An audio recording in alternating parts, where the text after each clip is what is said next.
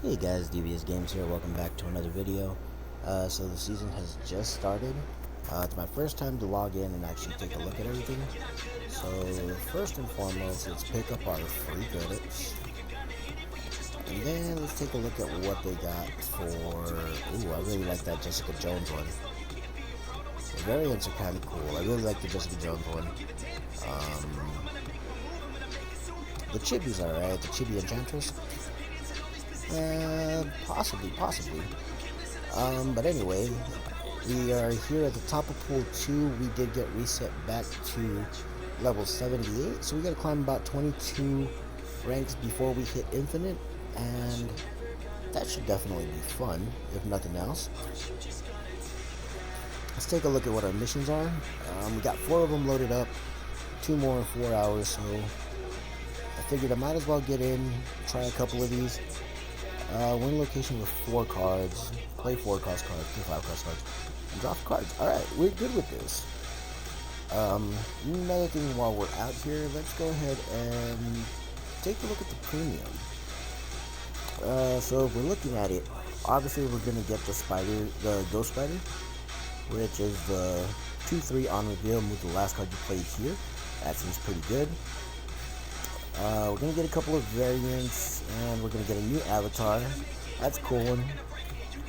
And if I'm not mistaken, yeah, that's the variant for Miles Morales, which is cool because I don't own a Miles Morales, so this will actually get me access to him.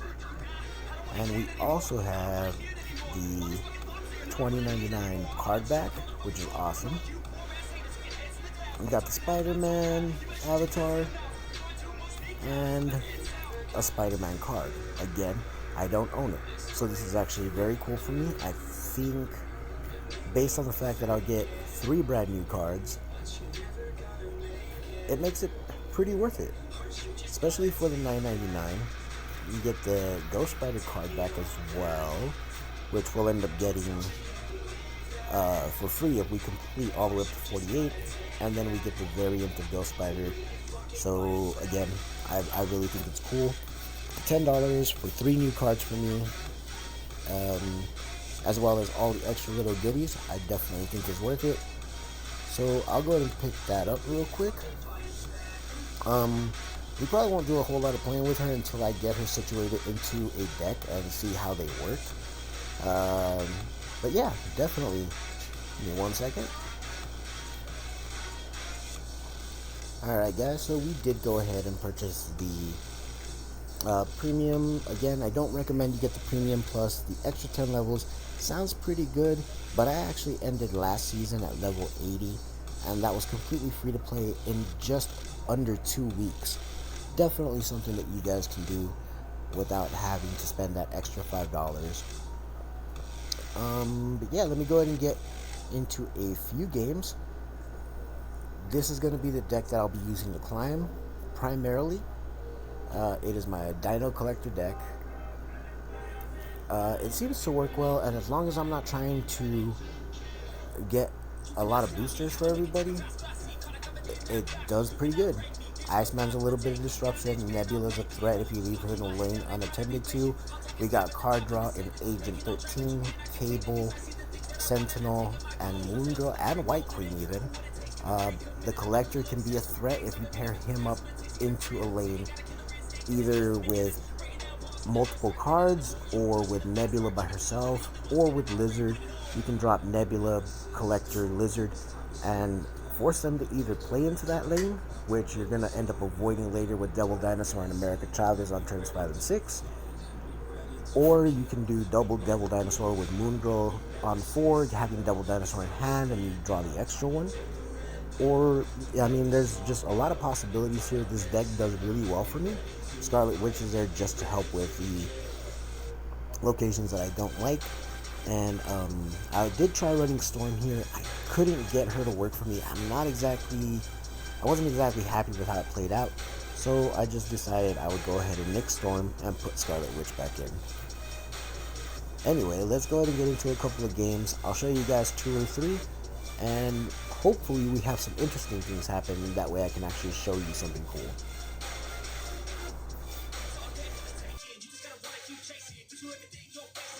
So here's our first game that I want to show you guys. It's up against Adrian, and this is us getting on the cusp of getting into rank level 80. Here we've got Iceman on turn 1, drop him into Shuri's lab. Definitely a good thing. Disruption of their hands super early is great. We also happen to have our collector in hand, so we're definitely going to be playing him out. Now, his mantis did take one of our cards. We don't know what it is, but at this point we're really okay with it. As long as it's not Moon Girl, I mean, really, that's probably the biggest thing that could hurt us. So we'll drop Collector next. We're going to double up his power. As you can see, we drew Cable, which only strengthens our plan a little bit more.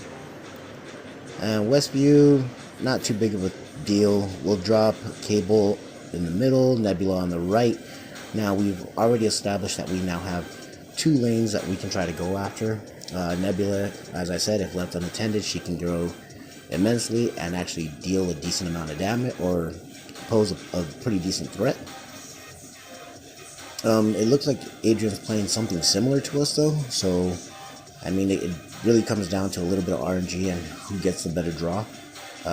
We end up pulling Electra here from the expansion, doesn't help at all. And Quantum Realm is our 3rd location, which is not the best for us, but definitely not horrible. So we'll drop Agent 13 and Lizard here in the middle. We now have 3 areas to kind of force them into it. Apparently he doesn't like the quantum location, so he drops out Scarlet Witch. He gets the extra card. Kind of bad for us. But I mean, it's okay. We'll be alright with it. We drop Devil Dinosaur on the left, and thanks to Shuri's lab, he's going to get huge. He ends up pulling the 2nd Devil Dinosaur, which is bad for us.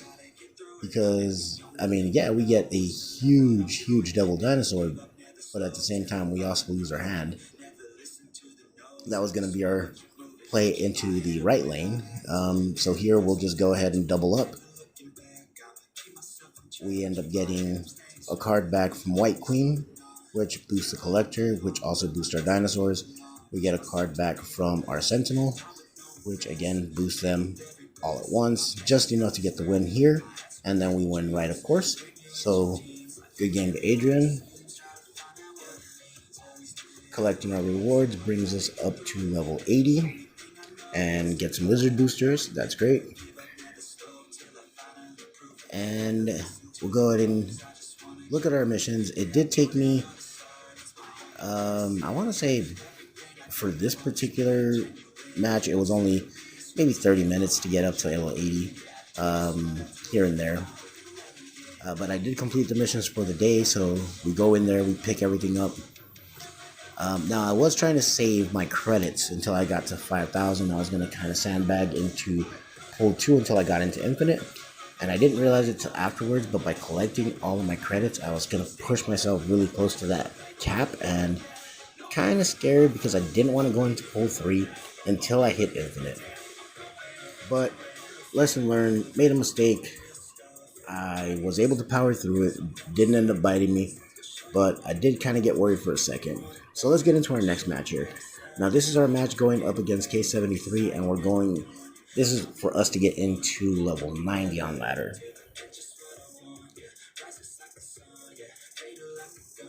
Opening hand has Nebula, we'll throw her off to the right and let her grow on her own. Now we got Dark Dimension, which is something that we can't really play into too much, just because of the fact that we have no on-reveals, or on-reveal isn't allowed there until the end of the game. So what we'll do is we'll probably throw a Devil Dinosaur in there. We'll throw out Cable, get some kind of intel on them, see what they have in their deck.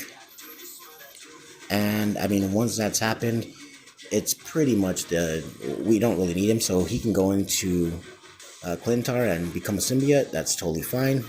Same thing with Iceman and Agent 13. We just want to make sure that we keep our hand filled.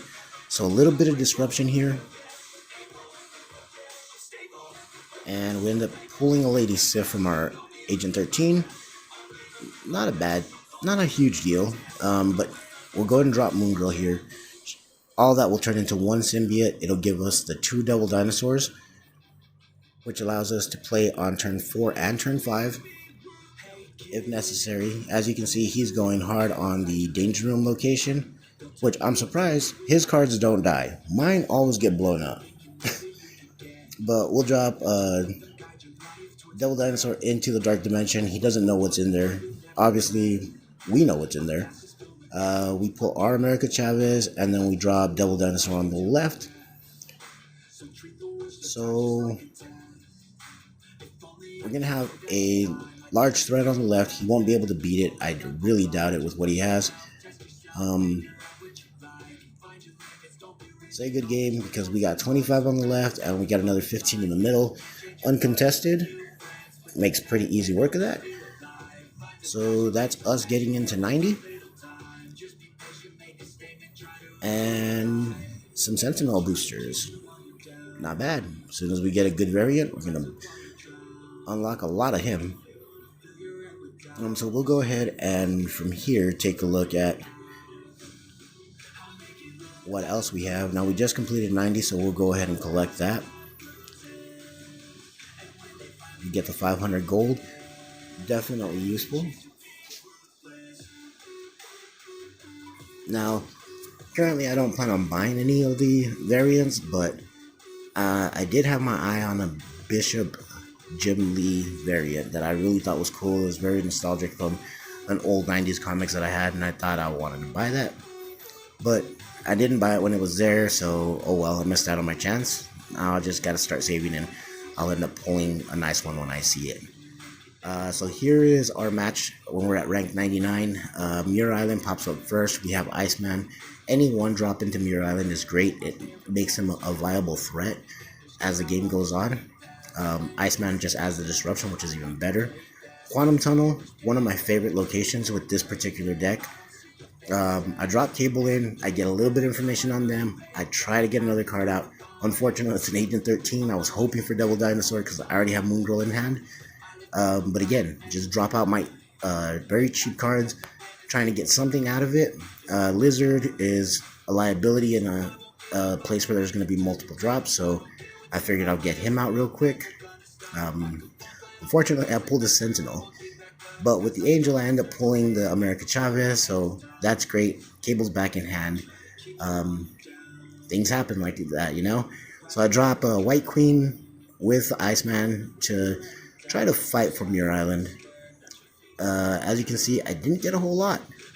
So at this point, kind of an iffy situation. Gonna go for Cable one more time, see if I can get it. And then we're going to go for the Scarlet Witch on Muir Island to blow it up. That way, even if he gets another card on us, we might be able to fight for it. Checking cards in my deck, I'm like, I got a decent chance. And I end up pulling Angel. So, yeah, definitely not what I wanted. But it's okay. I pulled Devil Dinosaur at the very end.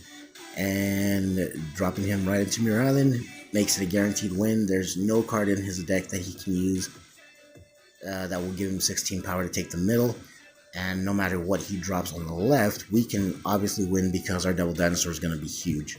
We know that he doesn't have Apocalypse because we took that away from him with our Cable. So, yeah. The double snap into the victory. We reach 100, go infinite.